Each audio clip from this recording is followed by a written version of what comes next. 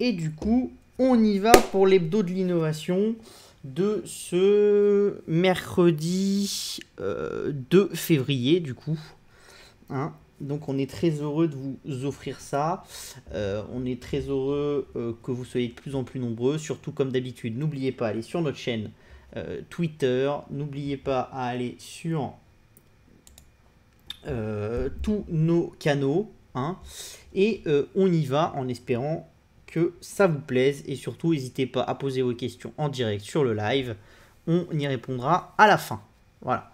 Je rappellerai quand même que pour les clients qui sont clients New Tech Insider Europe ou qui sont membres de l'Elephant Investing Club, donc le nouveau service qu'on vient de lancer, le service premium, on évite de poser des questions sur des valeurs. On peut poser des questions sur la macro, ça me dérange pas, voilà. Mais on évite de poser des questions sur la valeur ou des questions qui ont attrait au service, parce que là, on est sur un support qui est ouvert à tout le monde, et donc c'est pas fait pour donner des conseils d'investissement et pour parler de ce qu'on fait dans le service.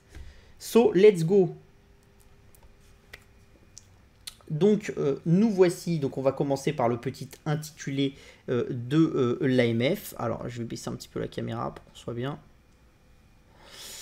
Voilà, let's go. Donc l'intitulé de l'AMF, c'est comme d'habitude, hein, les appréciations formulées reflètent notre opinion à la date de la publication et sont susceptibles d'être révisées ultérieurement. Nous effectuons des recherches méticuleuses pour tous nos articles et recommandations. Nous ne sommes pas responsables des erreurs, des omissions qui pourraient y figurer. Rappelez-vous que les actions sont spéculatives par nature, n'y investissez pas plus d'argent que vous pouvez vous permettre de perdre. Les performances passées ne reflètent pas forcément les performances à venir. Avant d'investir, nous recommandons à nos lecteurs de consulter un conseiller financier indépendant ou un courtier agréé par l'AMF.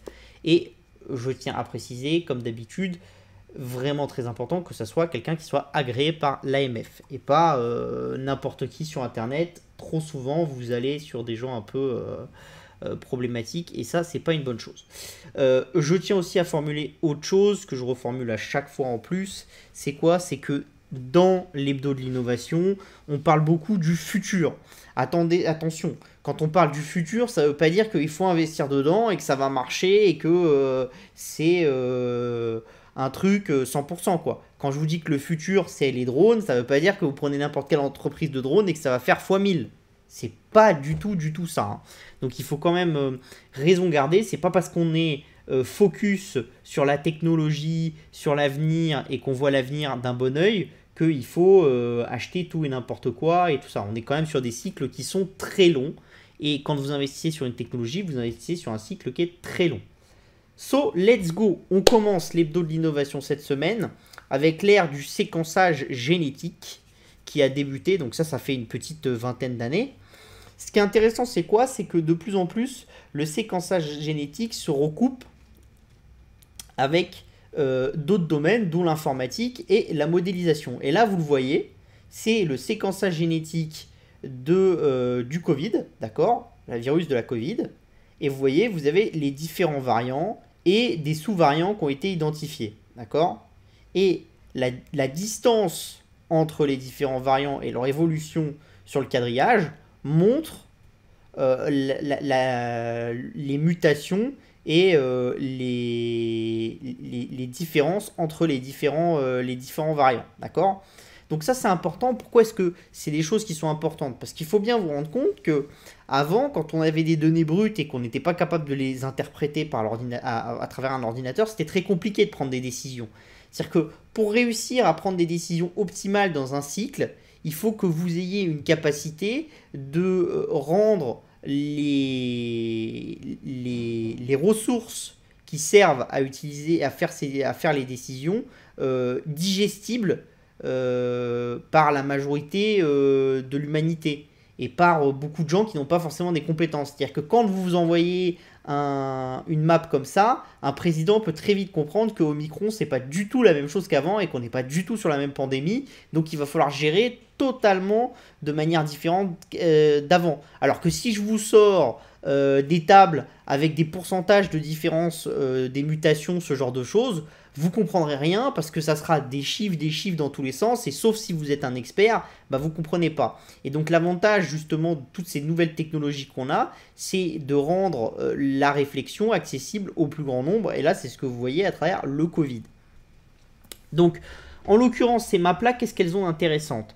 Ces maps-là, elles sont très intéressantes, pourquoi? Parce que quand vous devez mapper énormément de variants, d'accord? Donc ça existe par exemple pour la grippe. Pour la grippe, on utilise ce genre de map. Pourquoi est-ce qu'on utilise ce genre de map? Parce qu'en fait, on séquence tous les sous-variants de la grippe qu'on trouve une année, d'accord? Une fois qu'on les a séquencés, on les met sur cette map visuelle. Et après, les gens se réunissent à l'Organisation mondiale de la santé, à l'OMS, et ils vont décider sur quel type de souche on va faire un vaccin. Parce qu'ils jugent que c'est la souche qui a le plus de chances d'émerger ou qui a un potentiel d'être la plus agressive possible. Donc par exemple, on va prendre l'exemple qui est ici. Attention, c'est un exemple. Si ça, c'était la grippe, vous enlevez les notions du Covid. Donc vous enlevez Omicron, Delta, vous gardez juste les ronds. Ça, c'est la grippe et c'est les sous-variants. Bah, les gens, entre guillemets, à l'Organisation mondiale de la santé, verraient que la majorité des risques se situe dans une tranche là. Donc en fait, ils essaieraient de faire un vaccin qui est optimalement placé et qui a le plus de chances de pouvoir combattre aussi bien le rond jaune que le rond violet, que le rond vert, que le rond bleu et le rond orange. Alors bien sûr, après vous allez aussi juger de la gravité, c'est-à-dire que si tous les ronds en haut ils sont très peu graves et que le rond là il est très grave, vous allez peut-être, même s'il y a moins de chances que ça soit celui-là qui devienne endémique pendant une année, vous allez peut-être décider de plutôt traiter celui-là que les autres parce que vous jugez que le risque est comme ça. D'accord? Donc ça c'est intéressant.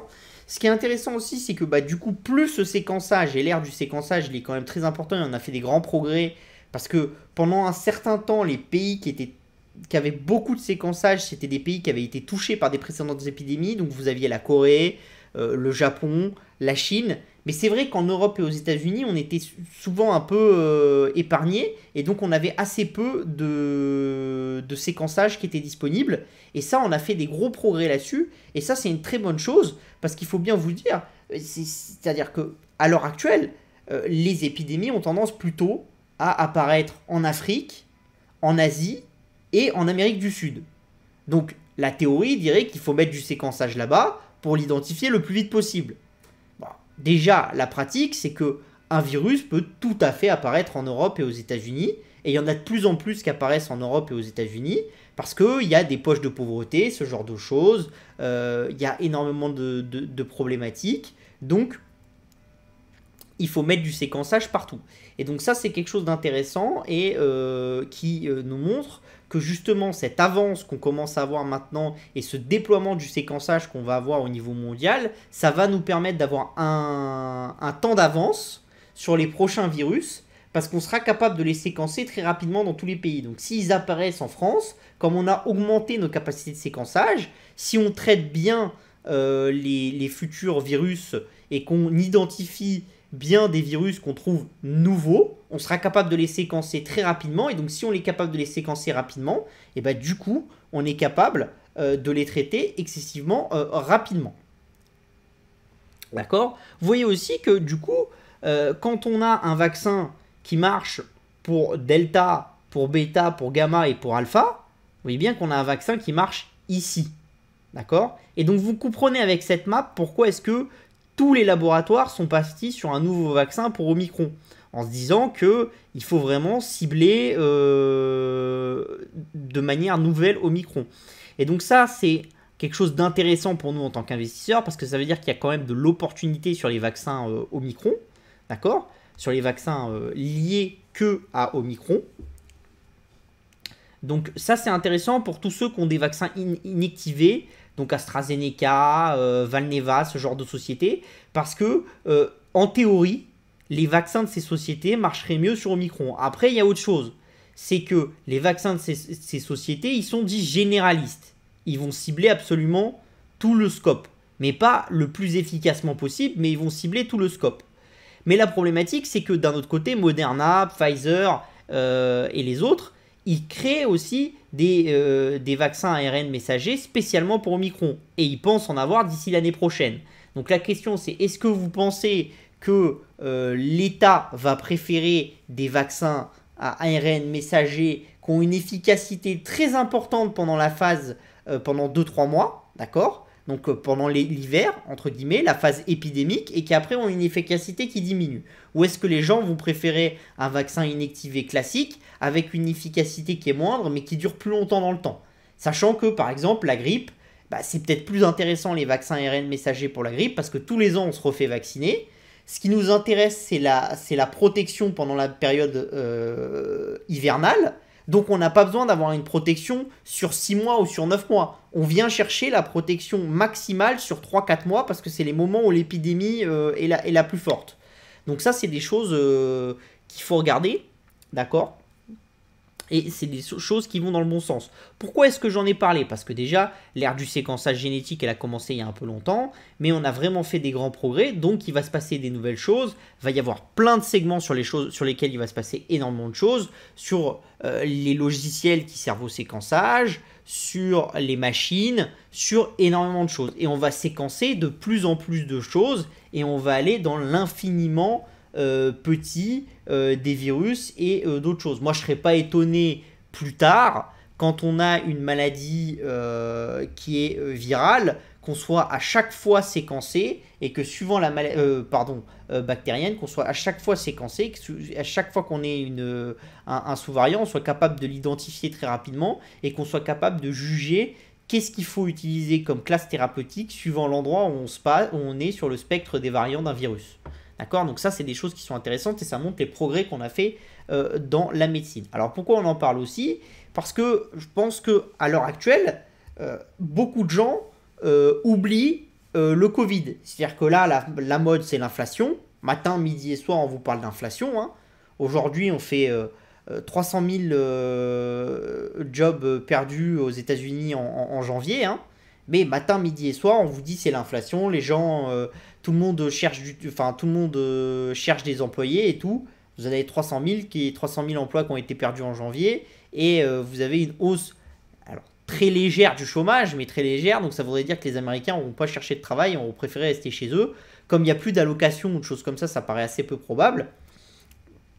Mais donc ça vous montre, on met le scope sur l'Ukraine, on met le scope sur l'inflation et on ne parle plus trop du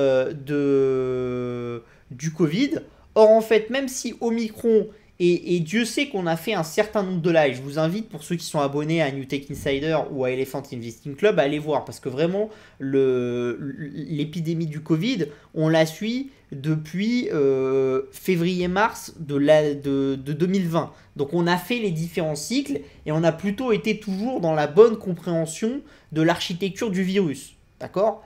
Et on a toujours dit, moi j'ai toujours dit, quand on avait ce nouveau variant, qu'il y avait des fortes chances qu'il soit moins agressif mais plus contagieux. Parce que c'est la vie classique des variants. Vous avez plus de choses qu'un variant existe et qui deviennent plus contagieux mais moins agressifs. Par contre, ce qui est un peu limite maintenant, c'est qu'on part du principe que c'est fini.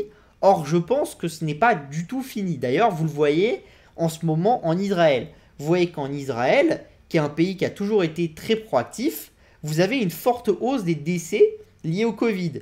Pourquoi? Parce que, en fait, si vous laissez ouvert, d'accord, même si beaucoup de gens ont déjà eu le Covid, il suffit que vous ayez un variant comme le variant qu'on a à l'heure actuelle Omicron qui déferle sur un EHPAD, même si vous en avez beaucoup qui vont résister, vous en avez une partie qui vont mourir. Et la problématique à l'heure actuelle vraiment d'Omicron, c'est la contagiosité qui est vraiment très forte. Et ce qui nous pose un petit souci, quand vous prenez les datas, on va reprendre la petite map, c'est le fait que le variant il soit aussi loin des autres.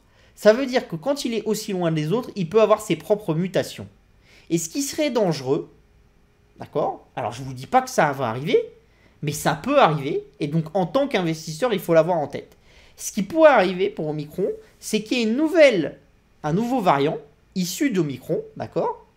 Et que soit le variant reparte vers quelque chose de plus agressif, donc il aille un peu par là, soit que le variant, il continue à aller par là, donc en étant moins agressif, mais en étant plus contagieux.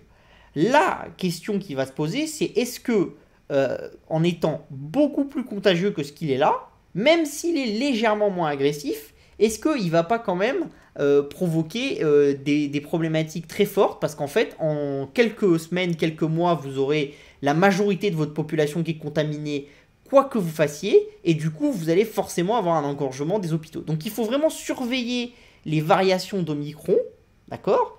Et il ne faut pas se dire qu'on a gagné la bataille. C'est vraiment une guerre. Une guerre, on avance, on recule, on avance, on recule. Et là, pour le moment, je pense que beaucoup de gens sont très positifs. Et à mon avis, je serais pas aussi positif. Je serais pas aussi positif aussi. Pourquoi?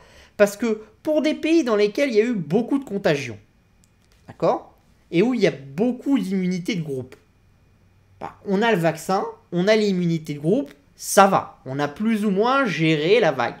Mais pour les pays qui ont fait une stratégie de zéro Covid, Omicron, avec sa dangerosité, enfin sa capacité à se déployer dans l'univers très très rapidement et à contaminer énormément de personnes, il est très dangereux. Parce que même s'il a même s'il a une létalité qui est très très très faible, mais si vous avez toute votre population qui est contaminée en 2, 3, 4 semaines, bah, ça fait beaucoup de morts par jour. Et c'est pour ça que les Chinois, ils ont un petit problème. Alors, ils les cumulent, les Chinois. Pourquoi? Parce qu'ils ont un vaccin qui n'est pas très efficace. Ils ont fait une politique de zéro Covid. Ils ont promis aux gens qu'ils n'allaient pas avoir de problème. Ils ont des problèmes de santé publique qui sont quand même assez importants avec de la pression, des diabètes, des pressions artérielles, ce genre de choses. Donc, qui sont des facteurs aggravants pour le Covid. Donc tout ça, c'est quand même pas une bonne chose. Donc moi, je vous dis juste que le Covid a eu un effet positif dans le sens où on a beaucoup innové et on a créé énormément de choses. Et ça, il ne faut pas le nier. Et c'est une très bonne chose pour l'avenir de l'humanité. Après, je pense qu'à l'heure actuelle, autant j'étais pas ultra pessimiste quand Omicron arrivait et quand on voyait des gens qui nous disaient on va tout fermer, on va revenir en lockdown et tout, moi je vous disais que c'était pas vraiment ce qu'on allait faire. Par contre, là je trouve qu'on est passé bien vite à l'étape suivante, on parle que de la Russie, de l'Ukraine, de l'inflation, ce genre de choses, et à mon avis, ça pourrait nous retomber dessus. Donc ça c'était pour le séquençage génétique et le Covid. Allez, on continue.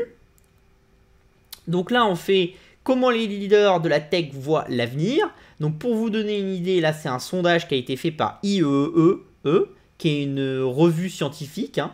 Donc c'est un sondage qui a été fait auprès de CTO, donc de directeurs techniques, de directeurs généraux, ce genre de choses, d'entreprises qui ont plus de 1500 salariés. Donc c'est quand même des choses assez importantes. Donc la question numéro 1, c'est une question assez large. Quelle sera pour eux la technologie la plus importante de 2020? D'accord? Donc vous voyez que pour 21%, c'est l'IA et le machine learning. Pour 20%, c'est le cloud computing. Pour 17%, c'est la 5G. Pour 9%, c'est la réalité augmentée. Pour 7%, c'est l'IA prédictive. Et pour 25%, c'est autre. Donc vous voyez quand même que vous avez une surreprésentation de deux technologies dont on parlait assez souvent, qui sont l'IA et le machine learning et le cloud computing. Et qu'après, vous avez tout le reste qui arrive un peu plus tard. Vous voyez aussi que si on regarde par rapport aux années précédentes, hein, alors là, on n'a pas mis les années précédentes, mais un des segments qui a beaucoup augmenté, c'est le segment AR-VR, qui était à moins de 3% avant et qui est passé à 9%. Le segment 5G, il est plus ou moins stable. Donc voilà, on va continuer. Donc de quelle technologie avez-vous accéléré l'adoption en 2021 en raison de la pandémie? D'accord? Donc ça, c'est quelque chose d'intéressant. Donc vous avez 60% des gens qui ont répondu le cloud, 51% l'AI et le machine learning. Alors, attention, commencez pas à me dire ça fait plus de 100%. Les gens pouvaient sélectionner plusieurs items. Vous en avez 46% qui ont dit la 5G, 31% qui ont dit la RVR MR, donc Mixed Reality, hein, donc ça c'est ce que je vous parle souvent. Après on a la blockchain, le la téléconférence, l'IoT, les robots, l'IA prédictive, le edge computing, les biometrics, le quantum computing, les 3D printing et other. Et une autre question, c'est AI will drive the majority of innovation across nearly every industry sector in the next 1 to 5 years. Et vous voyez que vous avez strongly agree, donc très fortement d'accord, 66%.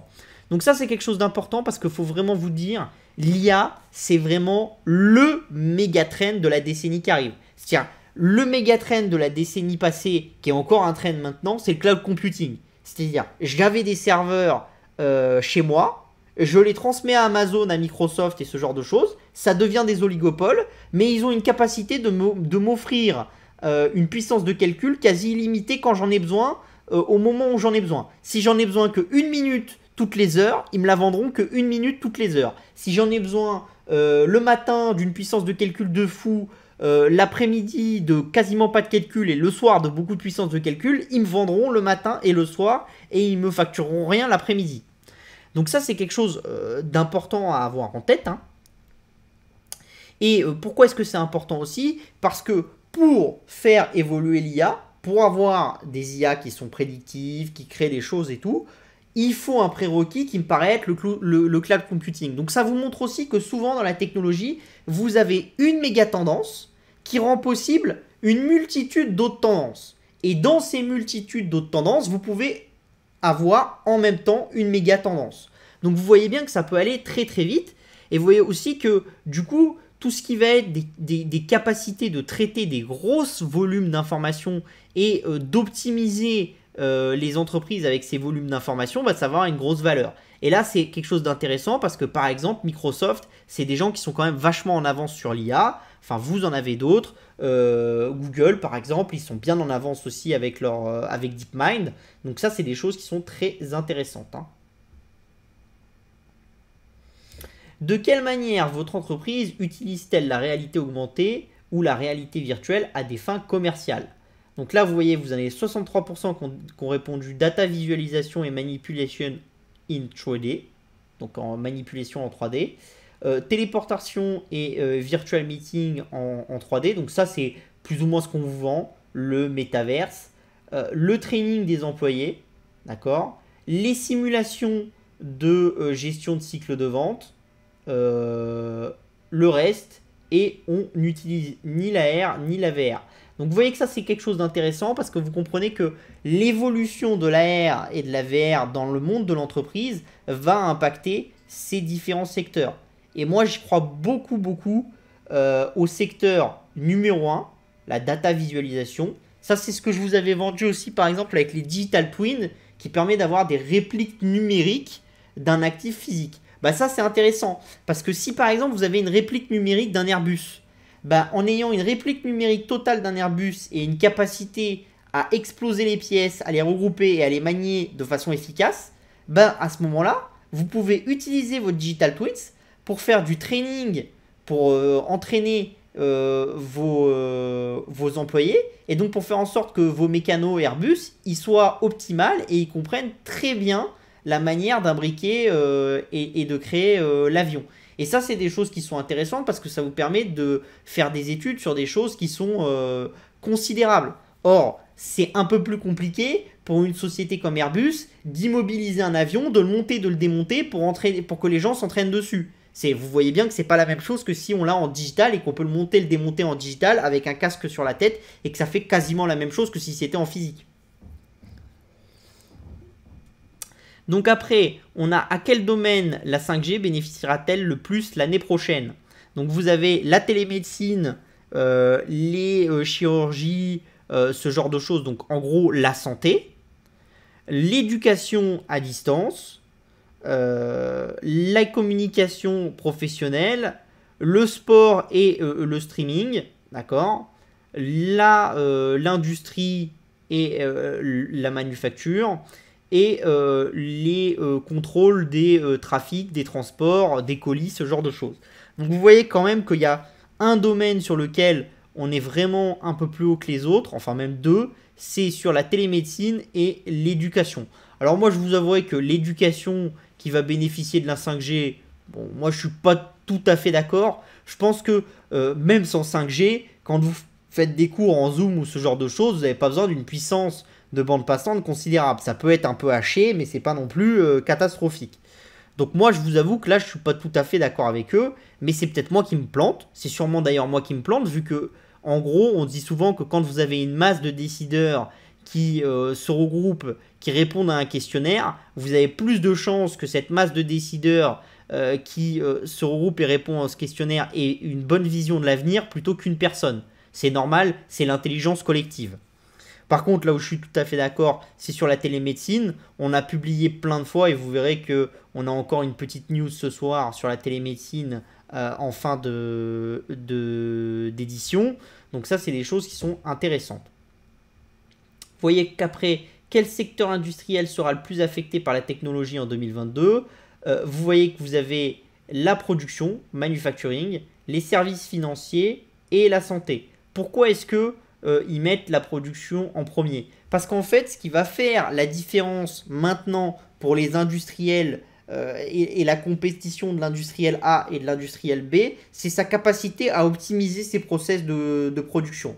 Et l'optimisation des process de production maintenant vont passer par la technologie, par la capacité à remonter des données en temps réel, par la capacité à optimiser notre consommation, donc votre consommation d'eau. Pour ceux qui étaient là la semaine dernière, on a vu comment TSMC était bien meilleur que tous les autres fondeurs au monde en recyclant 98% de son eau dans ses usines à Taïwan, alors que les autres sont entre 40 et 70%. Donc ça fait une vraie différence critique par rapport aux autres. Donc ce genre de choses, c'est compréhensible. Et après, vous avez les services financiers. Pourquoi? Parce que c'était des services sur lesquels on dépendait encore beaucoup d'humains, comme sur la santé, et où on va digitaliser certains processus. Parce que par exemple, quand c'était pour vous vendre des assurances vie basiques avec aucune notion complexe et aucune structuration pour, par exemple, déshériter quelqu'un ou passer de l'argent à ses enfants sans qu'ils les dépensent ou ce genre de choses, vous n'avez pas forcément besoin d'être face à un humain expert. Vous pouvez très bien être face à une machine qui va vous sortir un cadre général et donc forcément ça va disrupter la finance. Et beaucoup de notions aussi de ce qui est contrôlé, c'est-à-dire par exemple dans les cabinets d'expertise comptable, ce genre de choses, à terme il y a beaucoup de choses qui vont être automatisées et qui vont être contrôlées par des robots parce que la plus-value que ça soit contrôlé par l'humain est très très limitée. Et dans la santé c'est la même chose, pour ceux qui sont sur NTF, on a déjà vu ça avec les sociétés qui font de l'IA pour lire par exemple les scanners, les IRM, ce genre de choses. On continue avec la question d'après. Par rapport à début 2021, diriez-vous que la mise en œuvre des technologies de construction intelligente et durable qui permettent une décarbonisation et des économies d'énergie est devenue une priorité absolue pour votre organisation? Donc là, on est pile dans l'ISR, hein, donc ça c'est important de le comprendre. Et vous voyez, on est dans la même chose. Strongly agree avec 60%. Suivi de 32% qui sont moyennement d'accord et les restes qui ne sont pas vraiment d'accord.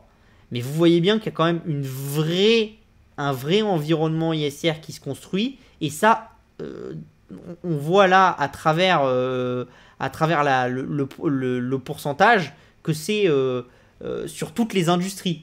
C'est-à-dire c'est pas lié qu'au fait qu'on soit dans des industries intellectuelles et que les industries intellectuelles le font et que les industries entre guillemets manufacturières le font pas. Non, non, pour que vous ayez un taux aussi haut, il faut que tout le monde soit d'accord. Donc vous êtes vraiment dans un méga cycle d'adaptation où les entreprises ont pris conscience de leur impact environnemental et vont essayer de travailler dessus. Et donc ça va donner des opportunités de croissance, de nouveaux business, ce genre de choses. Typiquement, par exemple, la semaine dernière, quand on a parlé de TSMC, eh ben, on a parlé d'une entreprise qui a aidé TSMC à réduire ses factures d'eau. Bah forcément, ces entreprises-là, elles vont voir leur business grandir parce qu'elles vont être appelées par plus en plus d'entreprises qui ont ces besoins.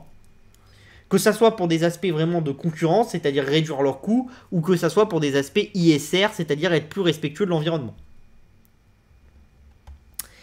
L'autre question, les défis auxquels les leaders de la tech sont confrontés en 2022 vont du maintien d'une cybersécurité solide pour une main-d'œuvre hybride et du recrutement de technologues à la planification de l'avenir des technologies dont leurs entreprises aura besoin après la pandémie. D'accord?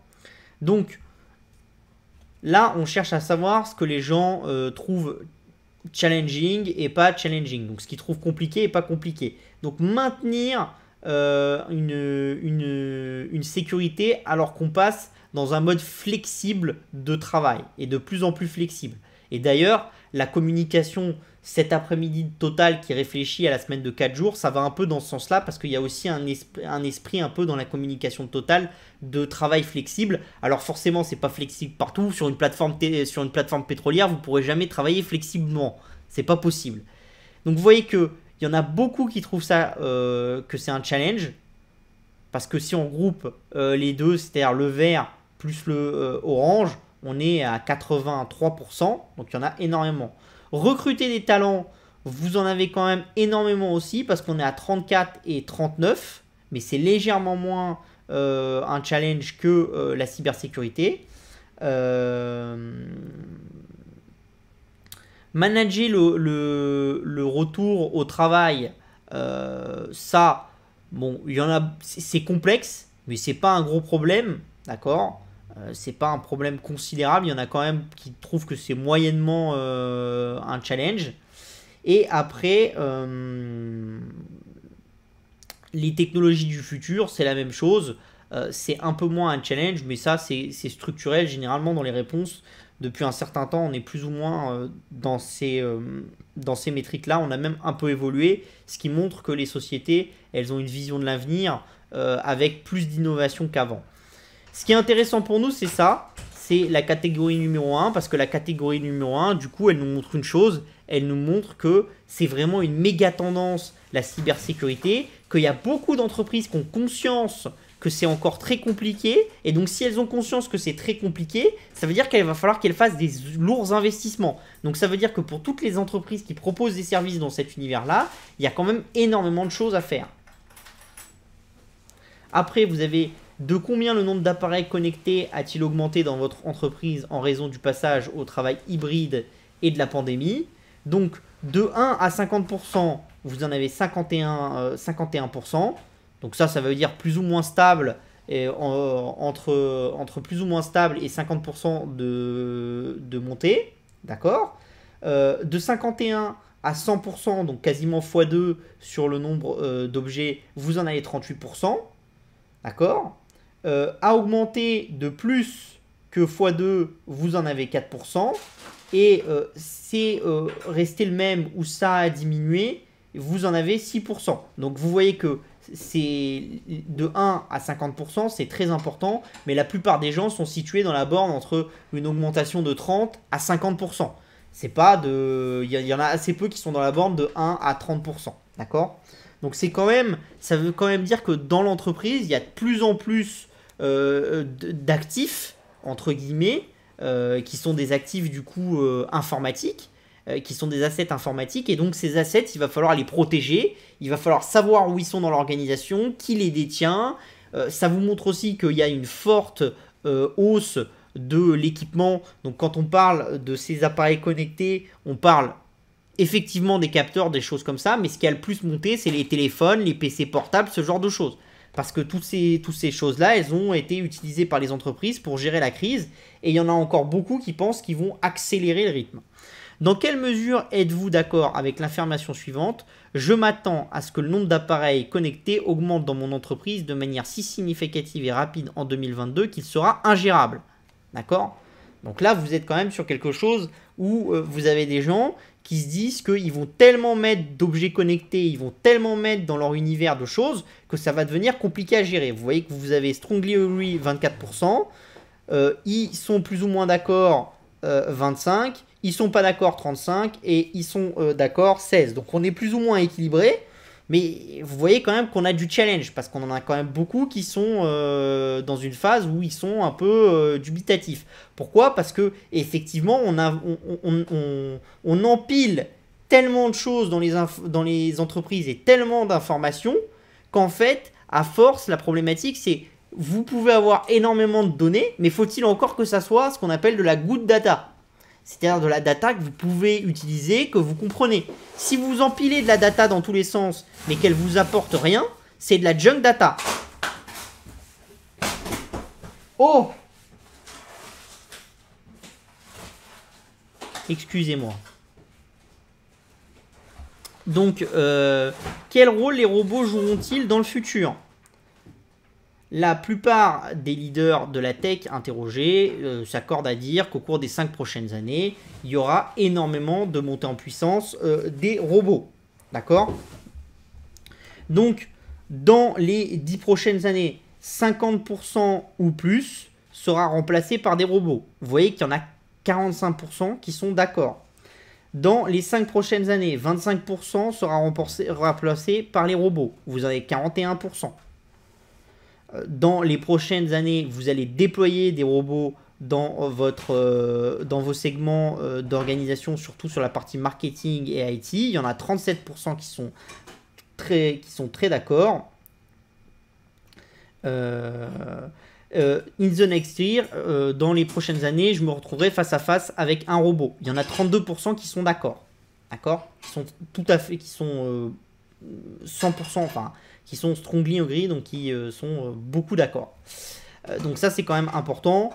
Donc ça vous montre la vision que je vous disais depuis des années, c'est-à-dire qu'effectivement, on va de plus en plus vers une société de la robotique, et ces top gestionnaires d'entreprise, bah, ils sont d'accord avec ça. Quel rôle les robots joueront-ils dans le futur? Donc là, vous voyez, là où on pense que les robots vont être le plus utilisés. Donc vous avez la manufacture et l'assemblage, 33%. Donc ça, c'est des robots industriels. Les hôpitaux et la gestion des patients, 26%.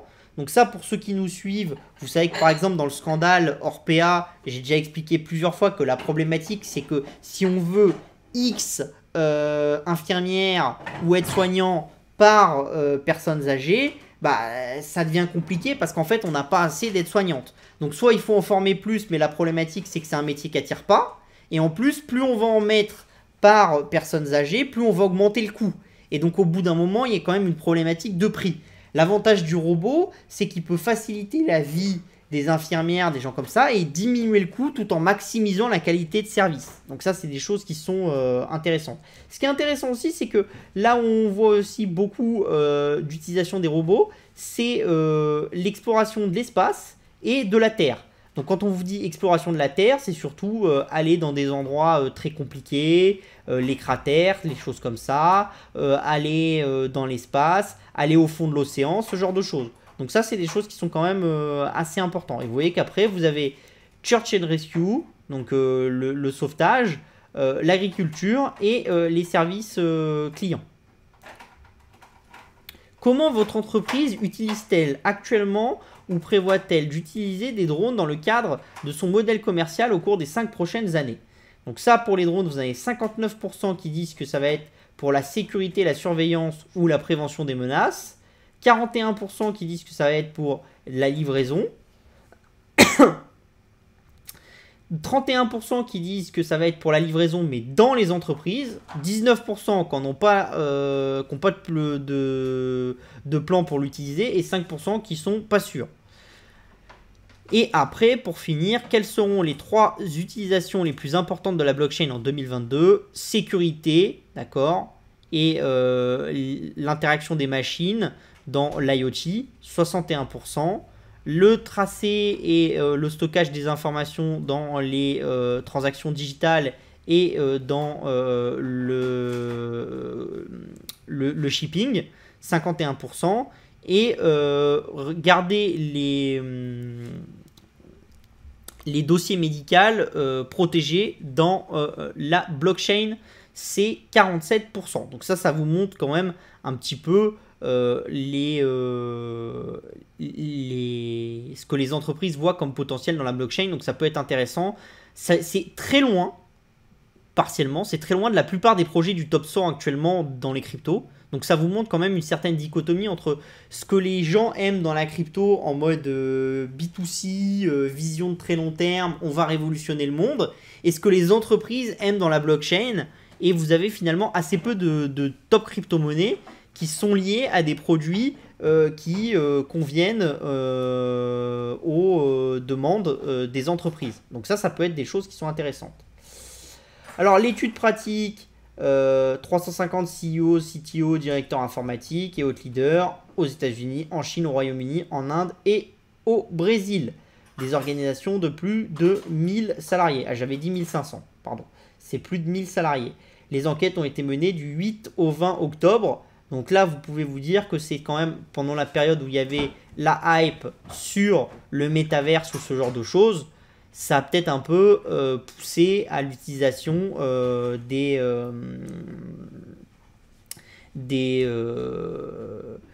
technologies VR, AR dans le sondage. Mais bon, ça, on ne peut pas le savoir. On continue. Dans Parlons Innovation, donc on a un robot chirurgien autonome. Donc ça, c'est le premier au monde. C'est un robot qui a opéré pour la première fois. C'est un robot de l'université Johns Hopkins qui a opéré un cochon sans l'aide d'humain. Et surtout, ce qui est intéressant, c'est qu'il semble que les résultats de l'opération ils soient de meilleure qualité que si ça avait été fait par un chirurgien. Donc on a laissé vraiment le robot faire tout seul. Et donc ça, c'est des choses qui sont intéressantes parce que peut-être dans le futur, ce qui va se passer, c'est que pour certains types de procédures qui sont des procédures standardisées, qu'on fait à la chaîne, et ben peut-être on laissera faire un robot et du coup on n'aura plus forcément besoin du même nombre de médecins parce qu'on aura besoin peut-être de un médecin pour superviser 5 robots pour quand il y a vraiment un problème ou pour voir si la procédure se passe bien. Mais on n'aura peut-être plus forcément besoin d'avoir autant de chirurgiens, de ce genre de choses. Donc ça, c'est des choses qui sont intéressantes. Déjà, c'est intéressant parce que former un chirurgien, c'est long. Donc quand vous avez des pénuries dans ce domaine, ça peut durer très longtemps. C'est le cas à l'heure actuelle en France. Vous avez certaines pathologies où vous avez des pénuries de médecins. Bah, fondamentalement, on ne pourra pas en former plus. L'autre truc qui est intéressant aussi, c'est que vous ne pouvez pas forcément avoir des chirurgiens experts partout dans le monde. C'est très compliqué. Vous pouvez en avoir à Paris, vous pouvez en avoir à Nice, mais en avoir tous les 200 ou 300 km en France, c'est compliqué. Donc vous imaginez bien que dans un pays comme la Russie ou comme la Chine, c'est encore plus complexe. Donc ce qui peut être intéressant, c'est aussi que certaines opérations très complexes, on puisse les faire avec un robot, avec un chirurgien qui n'est pas spécialisé à côté et qui peut juste avoir l'aspect de contrôle du robot et de dire attention, le robot là il y a un problème, il faut qu'il s'arrête ou ce genre de choses et il faut qu'on arrête la procédure et qu'on l'envoie à un expert ou ce genre de choses. Donc ça, c'est des choses qui sont intéressantes et le fait que ça soit une opération totalement autonome est une première mondiale. Donc c'est quand même très intéressant et c'est porteur de beaucoup de choses pour l'avenir. Vous avez une mise à jour aussi de GPT-3, donc qui est le langage d'OpenAI, donc la société d'Elon Musk. Donc GPT-3, c'est un algorithme qui permet de créer ces intelligences artificielles, ces genres de choses, et de gérer des grandes masses de données de langage pour apprendre à un algorithme. Et ce qui était un peu problématique jusqu'à maintenant, c'est que quand vous laissiez un algorithme apprendre sur Internet, il pouvait apprendre des choses qui n'étaient pas forcément bonnes pour lui. C'est-à-dire des choses, du racisme, ce genre de choses. Là, avec l'update qu'ils ont fait sur GPT-3, ils ont réduit la capacité des IA d'apprendre de ces données de racisme, de ce genre de choses. Et donc, devrait y avoir moins de problématiques dans l'utilisation du langage. Donc ça, c'est des choses qui sont intéressantes aussi pour nous. Donc ça, il faudra voir avec le temps. Mais ça peut être très intéressant, surtout par exemple, c'est pour les IA qui sont dans le service client. Parce que par exemple, dans les IA de service client, on leur laissait pas beaucoup de liberté, on leur laissait pas beaucoup apprendre parce qu'on avait peur qu'elles apprennent des choses auprès de clients qui soient agressifs ou ce genre de choses et donc que l'IA devienne agressif. Avec cette mise à jour, normalement, même si l'IA rencontre beaucoup de gens agressifs, elle ne devrait pas le devenir. Si vous utilisez GPT-3, après il y a plein d'autres modèles. Vous avez Walmart qui investit dans les fermes verticales. Donc ça, on en avait déjà parlé la semaine dernière. En plus, il y avait Walmart. Ils investissent avec le fonds Vision de SoftBank dans une société californienne, d'accord, qui va devenir une licorne et qui s'appelle Planty. Donc ça, c'est quand même quelque chose d'important. C'est ce que je vous ai raconté aussi. Une méga tendance qu'on voit de plus en plus maintenant, c'était qu'un secteur dans lequel l'innovation avait un peu diminué ces 20-30 dernières années, c'est-à-dire l'agriculture, où il y avait surtout une innovation chimique et une innovation de mécanisation.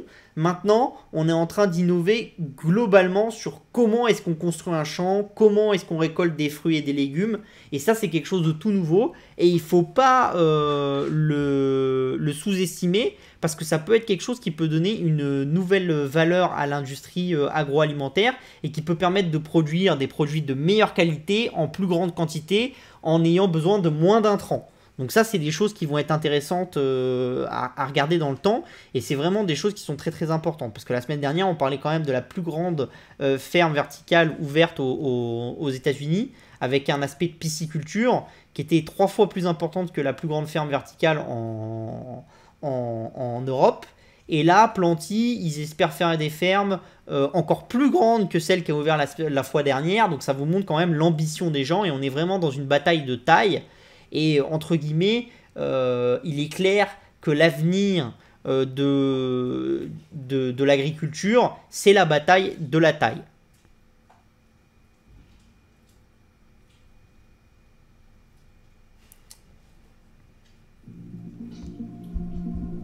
Donc voilà. Fruit farmers' most difficult task is organizing the harvest. Hop là. Et là, du coup, maintenant, je vais vous laisser avec cette petite vidéo qui est sur un robot agricole qui utilise les drones parce que j'ai trouvé ça un petit peu marrant. Donc, on va vous laisser voir la vidéo. Et donc, je vous laisse avec la vidéo et on se retrouve juste après.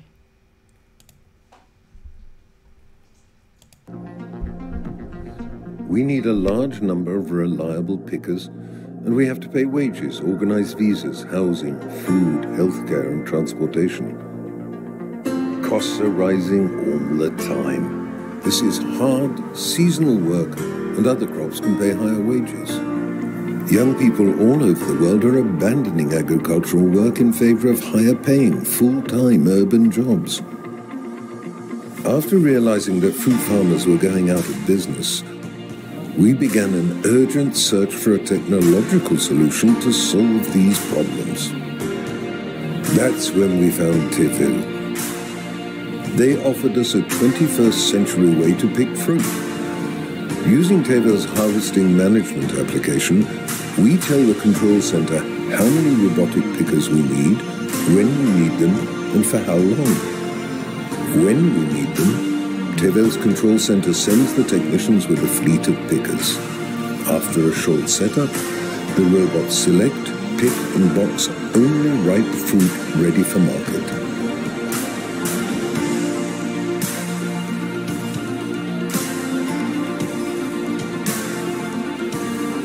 With the robots working day and night, the application provides real-time updates on harvesting progress, time to completion, quantity picked, and costs.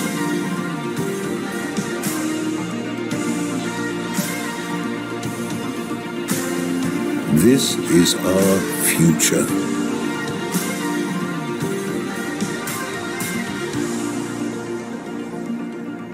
Tevil, bringing prosperity to fruit farmers for generations to come.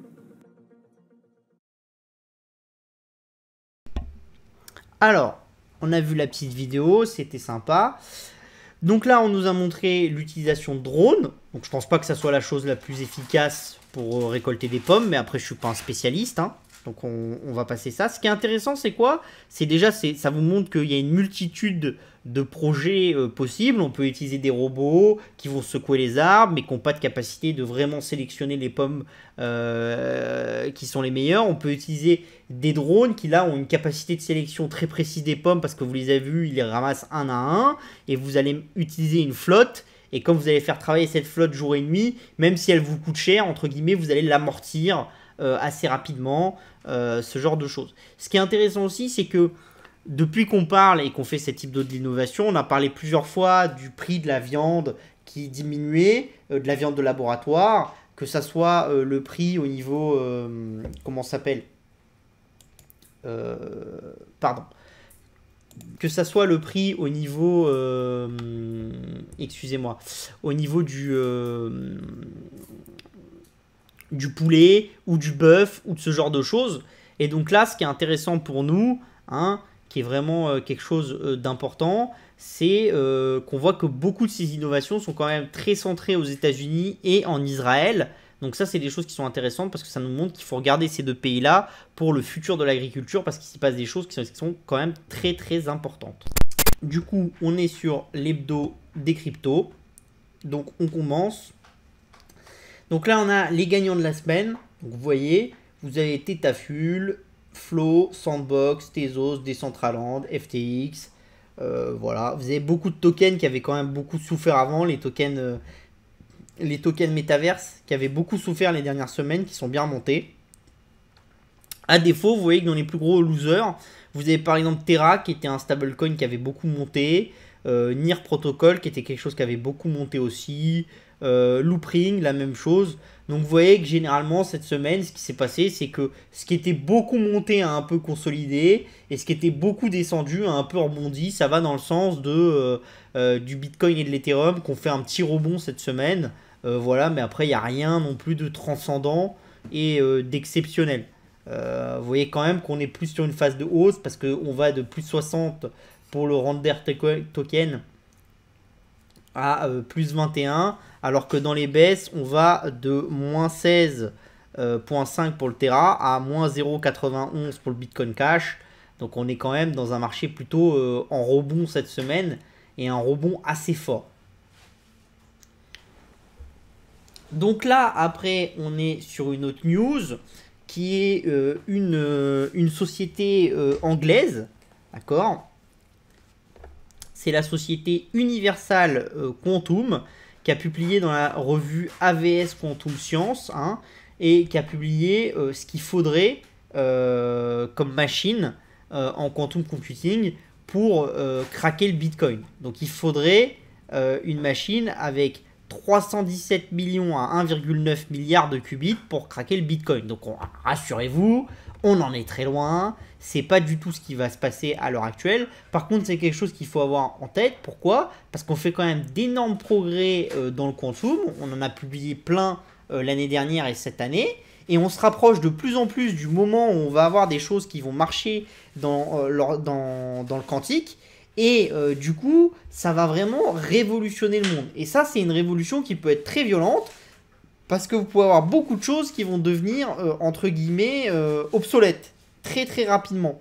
Donc il va falloir se mettre en tête de trouver des protocoles qui résistent aux ordinateurs quantiques. Parce que sinon, on va être dans un énorme problème. Mais attention, je vous rassure, vous dites pas, c'est un problème, faut pas acheter du Bitcoin. Parce que dans 15 ans, si on a l'ordinateur quantique, le Bitcoin ça vaut plus rien parce qu'on peut le pirater. Parce qu'à ce moment-là, je vous assure que vous achetez rien. Parce que Visa pourrait être piraté de la même manière. C'est-à-dire que toutes les sécurités de Visa n'auront plus aucune valeur avec un ordinateur quantique. Donc vous n'achetez plus de Visa. Vous n'achetez donc plus forcément de Google parce que tout le monde peut le pirater. Vous n'investissez plus en bourse parce que le mec qui arrive à pirater des plateformes comme Nice et ce genre de choses, il fait ce qu'il veut. Et comme en fait, la vraie différence c'est quoi ? C'est que la plupart des protections qu'on a à l'heure actuelle, elles sont basées sur des ordinateurs classiques de maintenant et qu'on est sur une vraie innovation avec le quantique. Tous les processus de sécurité qu'on avait avant, d'accord, n'ont plus aucune valeur avec l'ordinateur quantique. Donc ça, c'est des choses sur lesquelles il va falloir réfléchir. Et surtout, vous commencez à avoir de plus en plus de startups en cybersécurité qui réfléchissent à des encodages quantiques et qui réfléchissent à des manières de protéger les données avec des encryptages qui résistent aux ordinateurs quantiques. Et donc ça, c'est peut-être un segment de marché sur lequel va y avoir des belles opportunités dans les années à venir. Et un segment de marché aussi où potentiellement il pourrait y avoir des vrais intérêts pour les GAFAM parce que ça pourrait faire une vraie différence entre le GAFAM qui arrive à l'avoir et celui qui n'arrive pas à l'avoir. Et encore une fois, ça vous montre aussi qu'il y a un besoin de taille parce que quand vous êtes par exemple un prestataire de paiement, quand vous êtes PayPal, vous travaillez déjà à ces problématiques-là et à rendre vos transactions solides et qui puissent passer l'ère du quantique. D'accord ? Vous avez des gens qui sont spécialisés là-dedans, des ingénieurs quantiques qui réfléchissent à ça et vous créez de la valeur là-dessus. Quand vous appelez IP, par exemple, qui est une petite PME française de très bonne qualité, qui fait du paiement sur Internet et que vous faites 30 millions d'euros de chiffre d'affaires, vous n'avez aucun moyen d'investir pour avoir un service qui va continuer le jour où le quantique arrive. Aucun moyen. D'accord ? Donc, vous avez quand même des grosses innovations qui arrivent, qui structurellement vont quand même être en faveur des grands leaders. Sauf à se dire que c'est une petite start-up qui va trouver le moyen de rendre nos paiements sécurisés à l'ère du quantique et que du coup ça va disrupter PayPal et tout ça. Mais j'ai quand même du mal à le croire. Parce qu'on est quand même sur des choses où c'est des moyens colossaux qu'il faut mettre en place. Vous avez après la SEC qui pourrait réguler la DeFi. Hein. Donc il y a eu un papier qui est récemment sorti de la SEC qui fait 654 pages et donc qui montre qui vise à modifier la définition d'échange dans l'acte de 1934 et ça pourrait avoir des répercussions assez importantes sur la manière dont sont catégorisés les actifs de la finance décentralisée et du coup ça pourrait être assez problématique pour la finance DeFi. Donc ça, il va falloir surveiller parce que vous avez quand même de plus en plus de régulateurs qui rentrent dans la finance DeFi. Et je pense que d'ici quelques années, tous les protocoles qui vous promettent des API à plus de 50% par an ou ce genre de choses, ça aura disparu. Ou ça sera des vrais trucs hors la loi. Parce que de plus en plus, vous avez des régulateurs qui se mettent là-dessus. Après, ce qui est d'intéressant, c'est que toutes les entreprises qui se sont créées dessus, qui ont des API plus ou moins stables, donc entre 3 et 10%, qui sont des trucs qu'on peut peut-être garder un certain temps, même si 10%, j'y crois pas. À mon avis, ça va vite diminuer. Mais ça, c'est encore un autre sujet. Et qu'ont des manières de faire comme ça, peut-être que ça va être avantageux pour eux parce qu'ils vont se retrouver dans un environnement concurrentiel où il y aura moins des projets qui vont se lancer avec des tokens bidons, qui vont faire un pump and dump, et après ils vont être oubliés ou ils vont partir avec la caisse, ce genre de choses. Tout ça, ça va peut-être un peu diminuer et c'est bien normal. L'univers de la blockchain et l'univers des crypto-monnaies, c'est quand même un univers où le régulateur est encore assez peu présent. Et moi, le fait que de plus en plus de régulateurs s'y intéressent, je vois pas ça d'un mauvais œil, mais je vois ça d'un bon œil. Je vois ça comme si c'était une manière de dire que les régulateurs ont compris l'importance du sujet. Ils peuvent plus le laisser dans un monde parallèle où on laisse les gens se débrouiller. Et donc, ils lui mettent une certaine norme. Et c'est cette norme qui va permettre d'aller vers l'utilisation du plus grand nombre d'acteurs. Et c'est là où on va être dans la phase finale de la prise de valeur des crypto-monnaies, ce genre de choses. Et je pense que là, il y a moyen de faire beaucoup d'argent. Après, attention, à mon avis, il y en aura quelques-uns qui seront gagnants pour beaucoup qui seront perdants. Hein. Et c'est les plus sérieux qui seront gagnants. Donc là, à mon avis, de plus en plus, il va falloir se reconcentrer sur des projets de qualité qui ont déjà prouvé des choses ou des projets qui arrivent, mais qui arrivent avec énormément de moyens. Je pense que les projets faits autour d'une coin d'une table avec une capitalisation d'1 million de dollars qui explosent et qui finissent par devenir des choses comme Solana, ça va être de moins en moins fréquent parce que justement cet aspect de régulation, cet aspect de montée en puissance des investisseurs dans l'univers pousse de plus en plus pour quelque chose de sérieux. Et vous voyez assez peu de startups dans l'informatique qui commencent à l'heure actuelle, comme Google a commencé, avec 1 million dans un garage et qui deviennent des leaders mondiaux. Ça existe beaucoup moins qu'avant. Vous avez l'Inde qui veut sa crypto-roupie avant 2023 et qui introduit une taxe de 30%. Alors là, c'est très punitif, la taxe, parce que dès que vous allez faire des transactions, vous allez payer.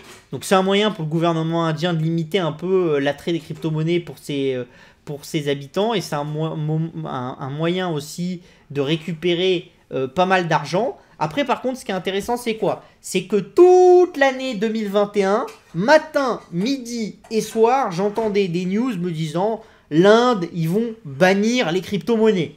Et je me souviens encore d'économistes que je rencontre de temps en temps qui me disaient tu vas voir, le premier pays qui va vraiment bannir, c'est l'Inde, parce que ça fait un flux monétaire qui est dangereux pour eux et tout. 2022, ça va être la fin des cryptos. L'Inde, ils vont mettre en place un bouclier et ils vont tout arrêter. Ah bah au final, ils ont fait carotte comme les Chinois et comme tous les autres et comme les Russes. C'est-à-dire ils ont décidé de taxer de contrôler, mais ils ont enlevé toute notion dans la loi d'interdiction des crypto-monnaies. Pourtant, qu'est-ce qu'on a entendu la Banque centrale indienne publier, interdire aux banques indiennes de travailler avec des sociétés de crypto-monnaies, ce genre de choses. Et vous voyez qu'au final, l'interdiction pure et dure, vous avez quand même très peu de pays qui la font. Donc moi, je pense qu'on se fait peur sur cette interdiction pure et dure. Ça peut arriver un jour, mais je pense que de toute façon, pour que ça arrive, il faudrait que ça soit coordonné de la part de plusieurs États. Et donc je pense que dès qu'on parle de coordination à travers l'Inde, la Chine, le Japon, l'Europe, les États-Unis, le Brésil et tout ça, ça devient quelque chose de très compliqué dans laquelle il faut se réunir matin, midi et soir. Et en plus, ça devient quelque chose où il faut toujours faire des choses. Et donc je pense que ça, c'est quand même quelque chose qu'on a peu de chances de voir arriver. Donc bon, il y a beaucoup de gens qui me contactent en me disant et la Russie, est-ce qu'ils vont pas interdire, et les États-Unis, et ce genre de choses. Je pense fondamentalement que à l'heure actuelle, vu la courbe d'adoption du Bitcoin, vu la puissance des crypto-monnaies, il y a assez peu de moyens d'interdire l'actif.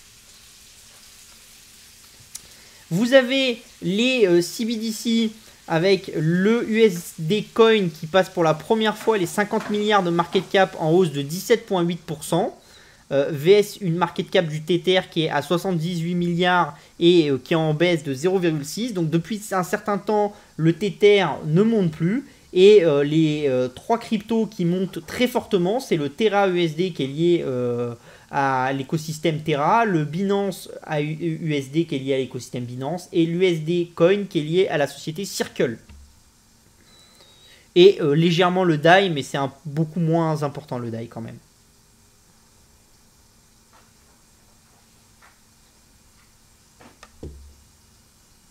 Et là, on a la nouvelle de la semaine. Hein. C'est pour ça que moi, je suis très positif sur les cryptos. Le Bitcoin à la conquête de Visa. Donc là, vous avez les volumes annuels de transactions. D'accord ? Donc vous voyez qu'en 2012, Visa fait 6,4 billions de volume de transactions. D'accord ? Là où Bitcoin en fait 1. Et vous voyez que en 2021, d'accord, Bitcoin en fait 3000. Là où Visa en fait 13 505, d'accord ? Mais ce qui est le plus intéressant, c'est qu'au premier trimestre de cette année, d'accord, Bitcoin fait plus que Visa et Mastercard réunis. Donc vous voyez que vous avez une courbe de progression qui est colossale dans le volume de Bitcoin traité et dans le marché du Bitcoin. Et donc vous avez vraiment des transactions qui prennent en puissance, qui montent très fortement en puissance. Vous voyez quand même qu'en 2017, au précédent cycle, on était à 704. Après, on a eu une toute petite montée en puissance, très légère. On a même eu une décrue en 2019 avec vraiment l'hiver des cryptos, hein, parce qu'on est passé de 735 à 636, d'accord ? Mais vous voyez quand même qu'on a une très forte progression. Et donc vous voyez que par exemple, la transaction en annualisé sur 5 ans des volumes, pour Bitcoin en 2017 260, après on passe à 90%, d'accord ? Alors que par exemple pour Visa on est à 10% moins maintenant, pour Mastercard on est entre 7 et 10%, pour American Express on est entre 5 et 0. Donc vous voyez quand même qu'il y a une forte hausse. Et ça va aussi dans l'histoire que je vous vendais, de pays qui commencent à se bitcoinifier. Donc on a l'exemple extrême du Salvador, dont je vous ai déjà parlé. Je trouve que c'est un peu extrême et que c'est assez mal fait. Et que là on utilise Bitcoin dans une vision politique.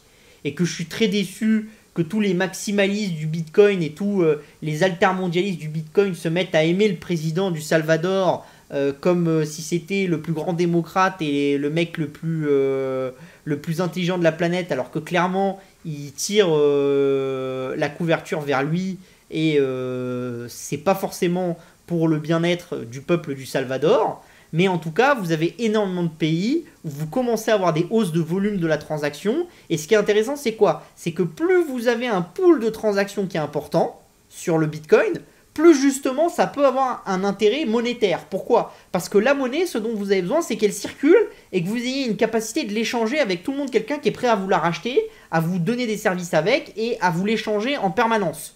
Et en fait, plus le volume de Bitcoin va monter au niveau global en dollars, plus vous avez de chances que même sur certaines sous-monnaies, c'est-à-dire le Bitcoin en réal par exemple, donc échanger des réals contre du Bitcoin, bah plus vous avez de chances qu'il y ait effectivement des choses qui se mettent en place et la possibilité de faire ces échanges-là. Donc ça c'est quelque chose de très bon signe pour l'adoption de Bitcoin dans une utilisation monétaire classique. D'accord? Même si ça fait longtemps que je dis qu'il y a mieux que Bitcoin pour une utilisation monétaire classique, mais vous avez besoin de cet effet volume pour avoir cette adoption monétaire.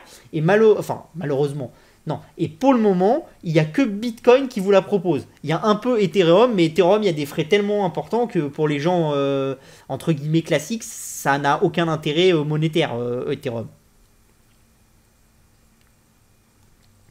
Dans Parlons Crypto de cette année, vous avez MicroStrategy de cette semaine. Vous avez MicroStrategy qui en a profité du bear market pour acheter 660 Bitcoin. Hein. Donc voilà. Vous avez aussi Ethereum qui a profité de la folie des NFT. Donc comme les NFT, il faut les mint et que mint, ça coûte beaucoup plus cher que de faire des transactions sur la blockchain Ethereum. Et ben en fait, avec l'arrivée de l'EIP 1559, et la folie des NFT a permis à Ethereum de brûler quasiment 1,96 milliard d'Ethereum, donc milliards de dollars d'Ethereum, pardon.